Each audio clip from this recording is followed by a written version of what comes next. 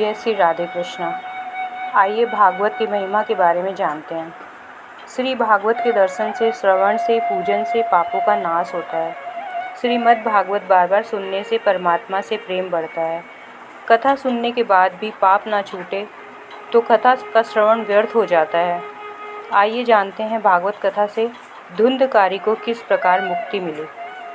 तुंगभद्रा नदी के किनारे एक ग्राम था। वहाँ आत्मदेव नाम का एक ब्राह्मण अपनी पत्नी धुंधली के साथ रहता था। आत्मदेव पवित्र आत्मा था, परंतु धुंधली स्वभाव से क्रूर और झगड़ने वाली थी। आत्मदेव निसंतान थे।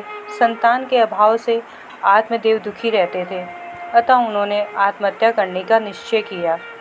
आत्मदेव वन चले गए और एक नदी के किनारे पहुँच गए। वहाँ उन्हें एक महात्मा मिले।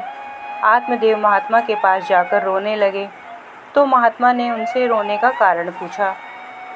आत्मदेव बोले, मेरे पास बहुत धन दौलत है, किंतु कोई संतान नहीं है, इसलिए मैं आत्महत्या करने आया हूँ। महात्मा ने कहा, तुम्हें कोई संतान नहीं है, ये तो परमात्मा की इच्छा है। पुत्र परिवार न हो तो समझ लो ठाकुर जी ने तुम्हारे हाथों से ही सब कुछ कराने का तुम्हारे भाग्य में लिखा, और इसीलिए तुम्हें कोई संतान नहीं दी। जैसे ईश्वर रखे उसी स्थिति में संतोष मानकर ईश्वर का स्मरण करना चाहिए। आत्मदेव ने कहा, परंतु पुत्र से ही पिता को मुक्ति मिलती है। वे महात्मा आत्मदेव को समझाते हैं। श्रुति भगवती एक स्थान पर कहती है कि पुत्र से मुक्ति नहीं मिलती। पिता को कभी ऐसी आशा नहीं करनी चाहिए कि पुत्र मेरा श्राद्ध करेगा तो मुझे मुक्ति मिलेगी। श्राद्ध करने से जीव अच्छी योनि में तो जाता है, परंतु जन्म मरण के फेर से मुक्ति नहीं मिलती। श्राद्ध करने से पितृगण प्रसन्न होते हैं और आशीर्वाद देते हैं। पिंडदान का सही अर्थ कोई नहीं समझता। इस शरीर को पिंड कहते हैं और इसे परमात्मा को अर्पण करना ही पिंडदान है। यदि केवल आटे के पिंडदान से ही मुक्ति मिल जाती तो ऋषि मुनि ध्यान, योग, तप क्यों ही करते। इस प्रकार जीवन को ईश्वर को अर्पण करना ही सच्चा पिंडदान है। स्वयं ही अपनी आत्मा का उद्धार करना है। मनुष्य का अपने सिवा कौन हितकारी हो सकता है। महात्मा कहते हैं, आत्मदेव तुम स्वयं अपने हाथों से ही अपना पिंडदान करो।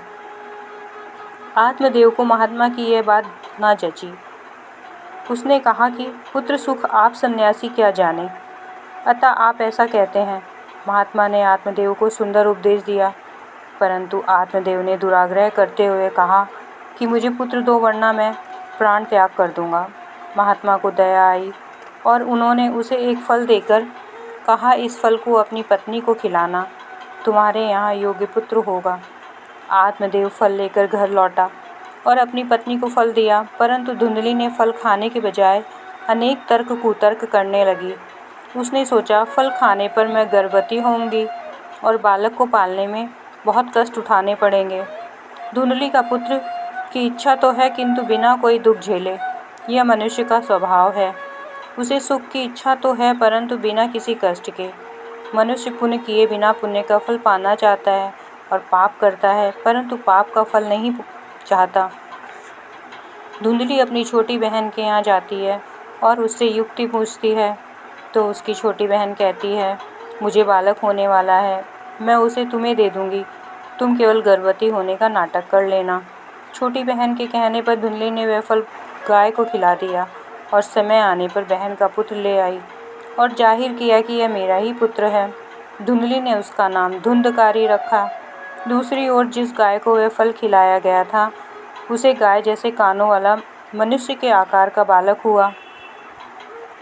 उसका नाम गोकर्ण रखा गया। दोनों बालक बड़े हुए। गोकर्ण पंडित और ज्ञानी हुआ, धुंधकारी दुष्ट निकला। बड़ा होने पर धुंधकारी कुकर्मों में फंस गया और अपने माता पिता की भी पिटाई करने लगा। वह 5 वेश्याओं के चक्कर में फंस गया और अनिष्ट मार्गों से अर्थोपार्जन करने लगा। वह राजा के महल से चोरी कर लाया और धन वेश्याओं को दे दिया। वेश्याएं सोचती हैं, यदि यह जीवित रहेगा तो हम भी किसी दिन पकड़ी जाएंगी और राजा हमारा सारा धन भी छीन लेगा और हमें दंड भी भोगना पड़ेगा। वेश्याओं ने सोचा, धुंधकारी को मार डालना ही ठीक है, और उन वेश्याओं ने धुंधकारी को बांधकर उसके मुख में जलते कोयले भर दिए और वेश्याओं ने उसके शव को जमीन में गाड़ दिया और अग्नि संस्कार भी नहीं किया। धुंधकारी अपने कुकर्मों की वजह से भयंकर प्रेत बन गया। गोकर्ण ने जब धुंधकारी की मृत्यु का समाचार सुना तो वह गया जी गया और धुंधकारी का श्राद्ध क्रिया की। गोकर्ण जब घर लौट रहा था तब उसे मार्ग में किसी के रोने की आवाज़ आई। मनुष्य पाप करता हुआ तो हंसता है, परंतु पाप का दंड जब भुगतना पड़ता है तो वह रोता है। गोकर्ण ने पूछा, तुम कौन हो और तुम्हारी ऐसी दशा क्यों हुई है? तुम प्रेत हो, पिशाच हो या राक्षस हो? प्रेत ने कहा, मैं तुम्हारा भाई धुंधकारी हूँ और बहुत पाप करने के कारण मेरी यह हालत हुई है। मुझे प्रेत योनि मिली है। गोकर्ण ने कहा, मैंने तेरे लिए गया में पिंडदान व श्राद्ध किया है, फिर भी तुझे प्रेत योनि से मुक्ति क्यों नहीं मिली?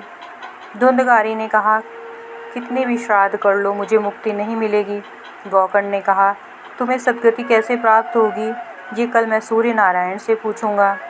दूसरे दिन गोकर्ण ने सूर्य नारायण को अर्घ्य दिया और उनसे अपने भाई के उद्धार के लिए पूछा। सूर्य नारायण ने कहा, अपने भाई को सद्गति दिलाना हो तो भागवत की विधि पूर्वक कथा करो। श्राद्ध से जिस आत्मा की मुक्ति नहीं होती है उसे भागवत कथा मुक्त करती है। भागवत शास्त्र मुक्ति शास्त्र है। धुंधकारी को पाप मुक्त करने के लिए गोकर्ण ने भागवत सप्ताह का आयोजन किया और 7वें दिन बाँस से एक दिव्य पुरुष बाहर निकला और उसने गोकर्ण को प्रणाम करके कहा, भाई, तूने मुझे प्रेत योनि से मुक्त किया। राधे राधे।